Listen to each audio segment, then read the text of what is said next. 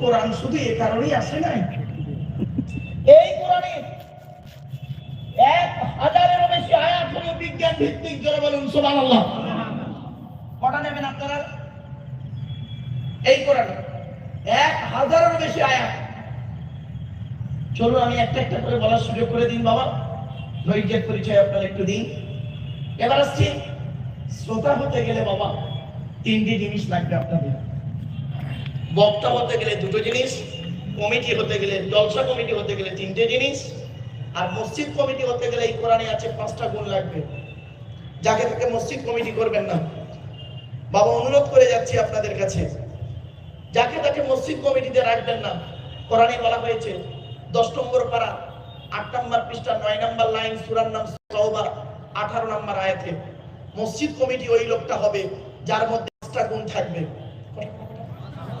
কি কি? আল্লাহ নিজেই বলছেন, ইন্নামা ইয়ামুরু মাসাজিদাল্লাহ মান আমানা বিল্লাহ।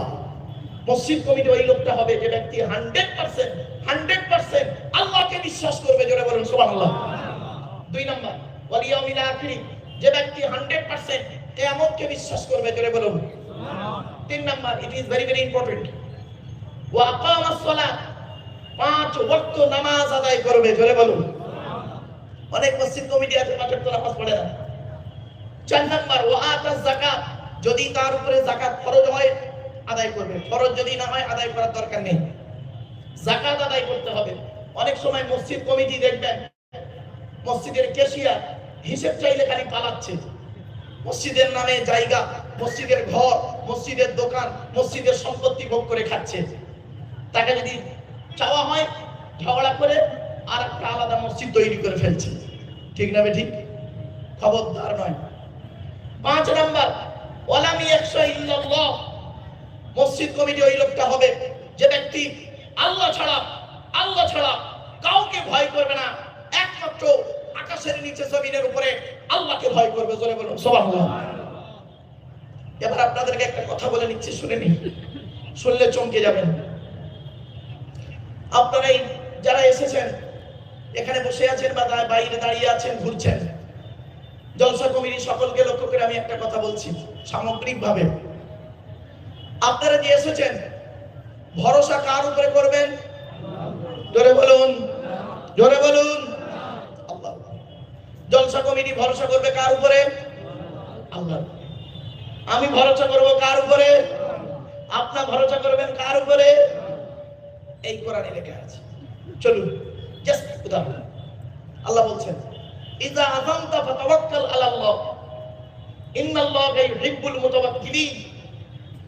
4 নম্বর পারা 10 নম্বর পৃষ্ঠা একেবারে 3-4 নম্বর লাইন সূরার নাম সূরা আল ইমরান।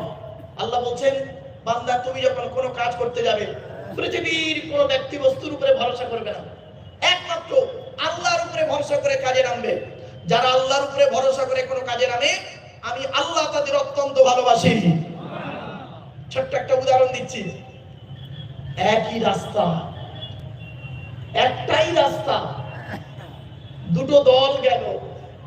প্রথম দল পার হয়ে গেল, দ্বিতীয় দলটা ডুবে মরে গেল। রাস্তা হলো 2 নদীর মাঝখান, নীলনদ, লোহিত সাগর যেটাকে বলা হচ্ছে করে। রাস্তা হলো 2 নদীর মাঝখান দিয়ে রাস্তা হয়ে গেল, একটাই রাস্তা। দুটো দলকে, মুসা নবীর দল, ফেরাউনের দল। মুসা নবীর দল প্রথমে পার হয়ে গেল, ফেরাউনের দল বলে ডুবে মরে গেল। কি বুঝলেন? কি বুঝলেন? ভরসাটা রাস্তার উপরে নয়, ভরসাটা হলো আল্লাহর উপর। মুসা নবীর ভরসা ছিল আল্লাহর উপরে, আল্লাহই আমাকে পার করবে। আর ফেরাউনের ভরসা ছিল রাস্তার উপরে আর দলবলের উপরে। তাই রাস্তার যতটুকু ক্ষমতা করেছে আর মানুষ ওর দলবলের যতটুকু ক্ষমতা চেষ্টা করেছে, ডুবে মরেছে। এজন্য ভরসা কোনো ব্যক্তির উপরে নয়, ভরসা হবে একমাত্র কার উপর? আল্লাহ। এটা দলিল আছে কোরআনে। আসছি একটু পরে যখন আমি ওলি পীরেদের পীর কাকে বলে, ওলি কাকে বলে আলোচনা করব বাবা, তখন আমি একটা একটা করে কোরআনের দলিল আপনাদেরকে পেশ করব। চলো এবারে আসছি। আজকে আমাদের আলোচনা থাকবে এই আল্লাহর কোরআন। আর আমার রাসূলের হাদিস, অসুবিধা হবে? বাবা বলেন না বাবা। ব্যাস। আচ্ছা, এই কোরআন কার বাণী? জোরে বলুন। আল্লাহ। আল্লাহর পরিচয় কটা? চারটি। কটা? চারটি। কি কি? আল্লাহ নিজেই বলছেন। বলুন নবী তুমি বলো হুয়াল্লাহু আহাদ, সে আল্লাহ হলেন একক। 2 নাম্বার আল্লাহুস সামাদ, আল্লাহ হলেন অমুখপেক্ষী, আল্লাহ কারোর মুখপেক্ষী নন, সারা পৃথিবী তার মুখপেক্ষী। 3 নাম্বার লাম ইয়ালিদ ওয়া লাম ইউলাদ, আল্লাহ কাউকে জন্ম দেয়নি, আল্লাহ কেউ জন্ম দেয়নি। 4 নাম্বার ওয়া লাম ইয়াকুল লাহু কুফুয়ান আহাদ, আল্লাহর সমকক্ষ কেউই নেই।